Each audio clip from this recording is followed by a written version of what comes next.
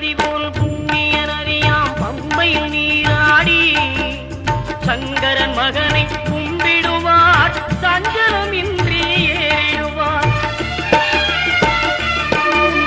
நீலிமலை ஏற்றம் சிவபாலனும் ஏற்றிடுவார். காலமெல்லாம் நமக்கே அருள்காவலராயிருப்பார். தேகபலம் தா பாதபலம் தா தேகபலம் தா பாதபலம் தா தேகபலம் தா